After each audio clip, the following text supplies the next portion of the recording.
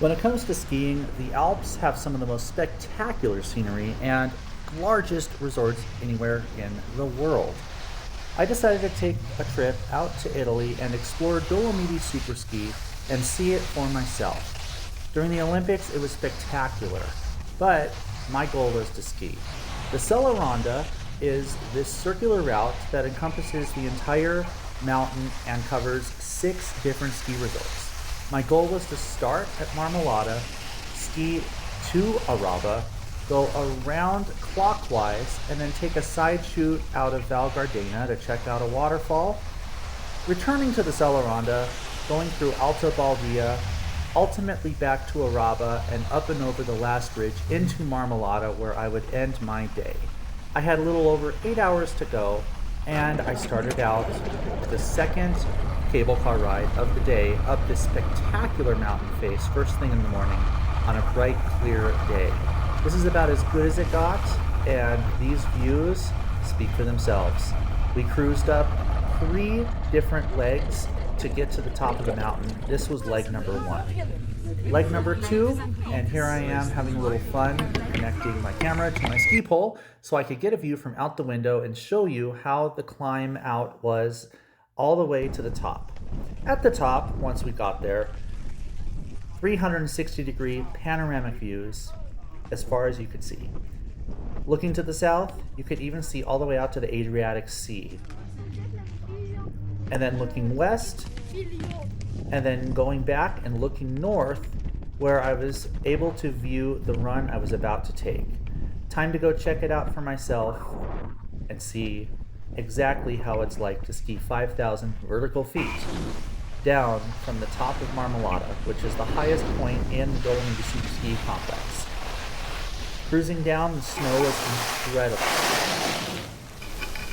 This first run got me all the way down in about 7 minutes. The snow was really easy to ski and it was super quick to go fast. I was feeling really good about my progress, and I was ecstatic that I was actually out here in Italy skiing this spectacular snow. I just could hardly contain myself.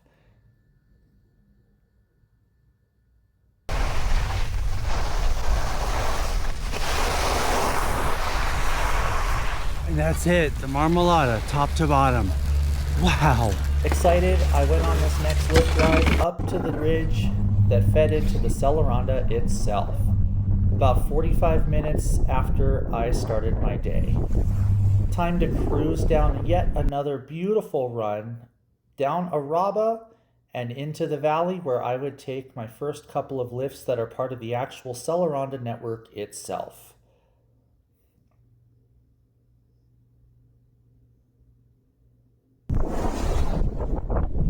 I skied 2 different lifts to make it to the top of my next peak, and as you can see, the signs were everywhere.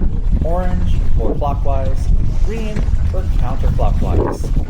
Time to check out another run that takes me down to yet another village. I did my best to scope things out, and we're going to find out that mistakes were made, and that's why I scheduled an extra hour or so to try and make sure that I didn't end up stuck. After a quick stop to take a look at the directions, I continued down and ultimately made it to this wonderful, beautiful little canyon that ended up leading somewhere that all of a sudden felt like it wasn't right. And, well, sure enough, I ended up stuck because this run stopped right at a road with no lift. Sure enough, I found out after I got off this trail that it was about a 10-minute walk through this village to get to the cable car that I needed to get back up to the top. So with setback number 1 happening, I reevaluated my timing, made it to the top, and then skied down to this line. This was how it was at several choke points along the route where there was only one way up. Fortunately though, after about 20 minutes, I was back on track. Still, this ate significantly into the time I had built in to make sure I had extra available time. At the top, I got a chance to take in another set of spectacular mountains. Taking a look around, it is easy to see why so many people love this area. The snow was perfect. It was during the Olympics, and I also found out that in the middle of February when I skied this area, that is the time many European schools let out for a week so they can go skiing. Because of this, I was not alone. And because I wasn't alone, I started to discover yet another quirk about skiing in Europe, and that is lift lines and lift line management. Heading around this corner, here was my first free-for-all lift line experience, where you just kind of have to find your way in and pick around until you get a lane. Finding my way through was a little bit of a challenge, but skiing solo did make it a little easier when I didn't have to manage working with a group. This continued, and then I had a chance to look at the clock and realized it's already 12:15 and I was only about a third of the way around the Sellaronda itself. If I was to make it around in time before the lifts closed, I had to really manage my time carefully.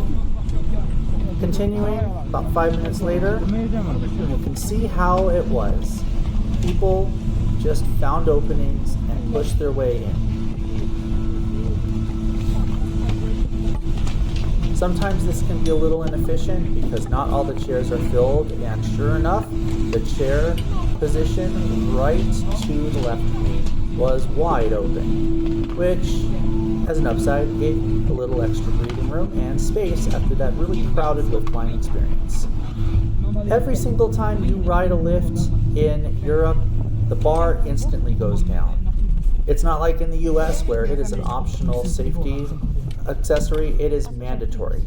Sometimes this catches people off guard, and when that happens, you have to really plan ahead, because if you do it at the wrong time, equipment gets stuck, you get stuck, and sure enough, this happened to this poor fella on this one lift ride when someone else on the other side of the chair opened the bar without warning. This happened all the time, and we just had to adjust and make the best out of at least knowing that we are safe. Another awesome thing that happens in Europe at these resorts is the quality and quantity of lodges and restaurants and hotels that are slopeside. This particular place had amazing coffee, as it should be in Italy, but I had coffee in the morning and I decided to keep skiing because I had a goal to get completely around the circuit. At the bottom, I took a cable car, which led to a little chairlift, and that took me to the top of the amazing World Cup runs that are part of Val Gardena. These runs were world class, and I was so excited to get an experience to ski them myself, especially with the perfect snow conditions and the wonderful weather that greeted me on the week that I was here in Italy. Skiing down, I was starting to feel like the time crunch was real as the sun angle started to feel more like the afternoon. Time to check my map, check my watch, and see if I have enough time to try the offshoot I was planning, where I would go to the backside of Val Gardena. I decided, well, I'm here once, I'm going to give it a try.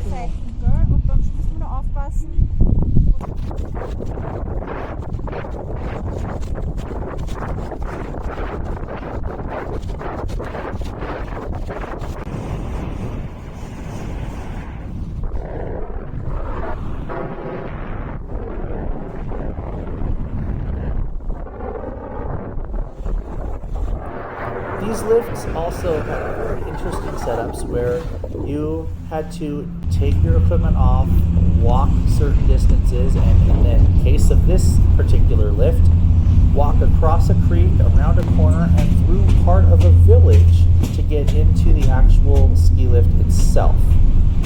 There was no shortage of facilities to go inside and rest and get food. And this was everywhere in the small towns. The skiing was integrated with the cities themselves. Time to get on another ride to the top. This would lead me to the access point to the backside, As I took a minute to view the map, I was off, and then I looked at the time and realized it is 1:12. Time to really get moving. Now I'm about halfway around the circuit.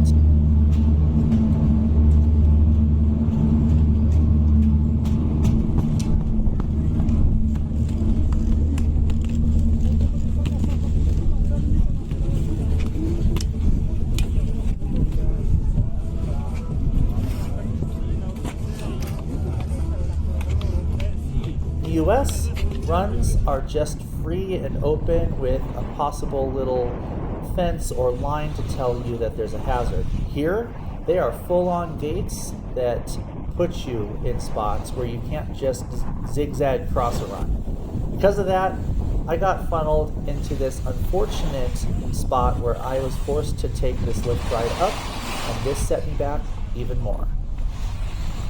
Fortunately, it was a quick lift ride, and I was back on that run to take the correct direction.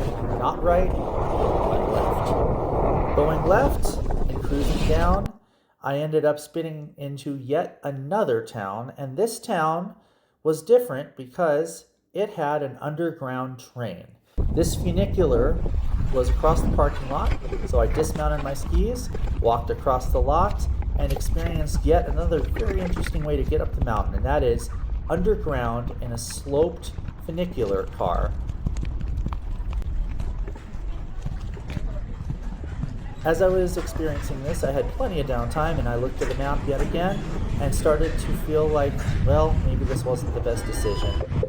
With the short lift lines, I decided to keep going, and I found out in a little bit that things were going to get even more crunchy with time. But before that happened, it was just time to blissfully enjoy the experience and take in what it's like to ski in these incredible ski areas with top-notch infrastructure all around.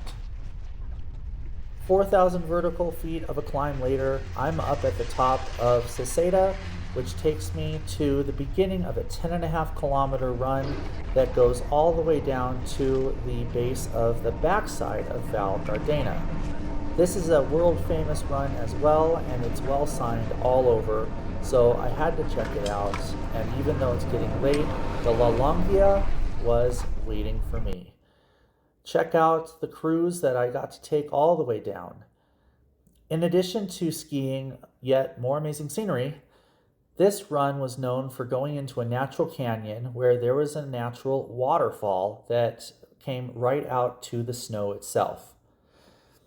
Approaching the waterfall, I instantly realized that it was ice. Even cooler to see it this way. Wow. There it is. So cold, it's completely frozen. Amazing. After admiring the view, it was time to keep going. This run snaked around and continued for miles and miles, crossing, yes, villages where the ski run itself was the road that people used to access these lodges and restaurants.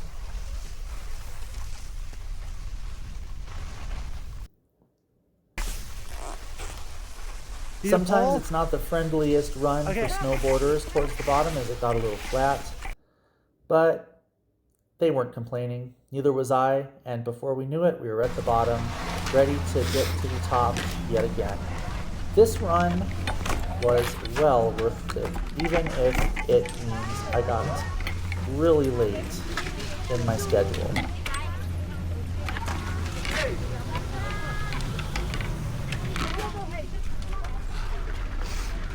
And that was the end of 10 kilometers, maybe even a little more, of straight skiing all the way down into this town.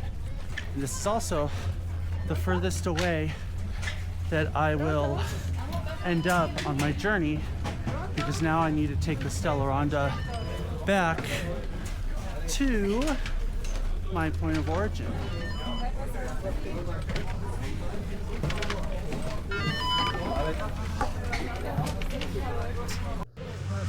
Unfortunately, I ended up in a really long line after that lift ride, and it took about 40 minutes to get to the very top yet again.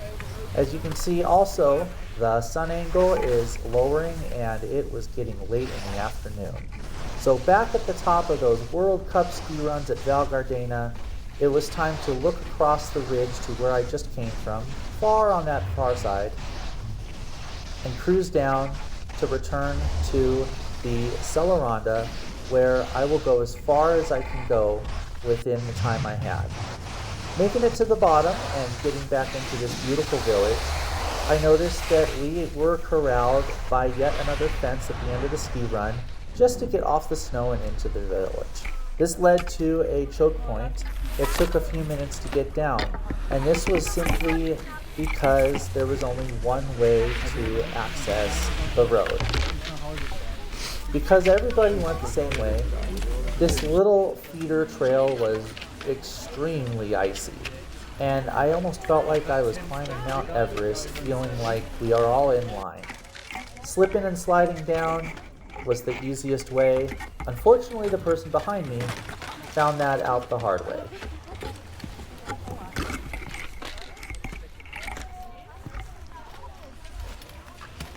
Time to take a walk through the town. After walking through the town, I found the entrance that would take me further down the Sellaronda, climbed the stairs, and continued with this group that was also probably trying to achieve the same goal. Yikes, 3:35. My gondola ride that I needed closed at 4:30. I had until then 55 minutes to make it around 1/3 of the Sellaronda in time. Time to ski straight down and cruise. Fortunately, it was getting less and less busy as it was getting later in the afternoon, and by this point, I no longer had any lift lines. The lift rides were direct and fast, and so were the ski runs, but I still had miles and miles to get through. Now, with less than a quarter of the way to go, 4 o'clock, and we have a half hour, I was starting to feel serious concerns about actually making it all the way around. I was wondering what I would do if I wasn't able to get back to my car, and I started to look on these lift rides on how to get back to the car through taxi or ride sharing. Fortunately, there are shuttles, but they take a long time, and I would have been back at my car after dark. Okay, thank you. Yes. Are you going to scoot over? I'm trying to.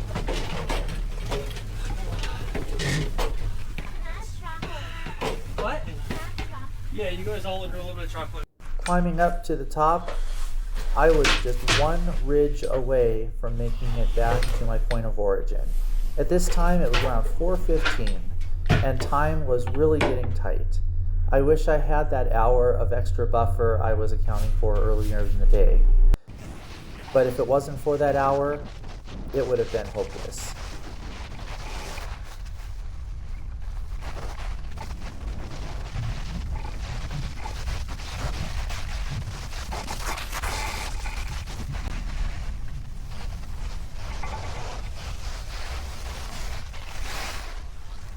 $4.19, 11 minutes.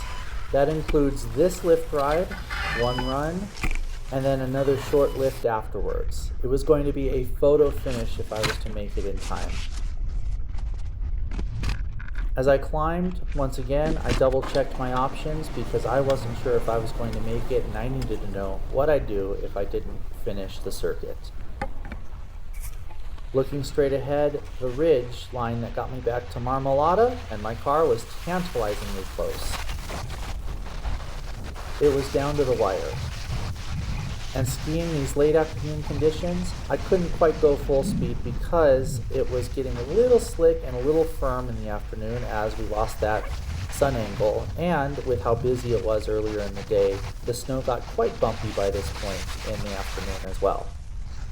The final lift I needed to complete the circuit, and it's 4:26. Oh, right. It really doesn't get any closer than this. This chairlift is flat and level and just crosses part of the town, spitting you off at Araba, and right where I needed to get on a gondola that closed at 4:30.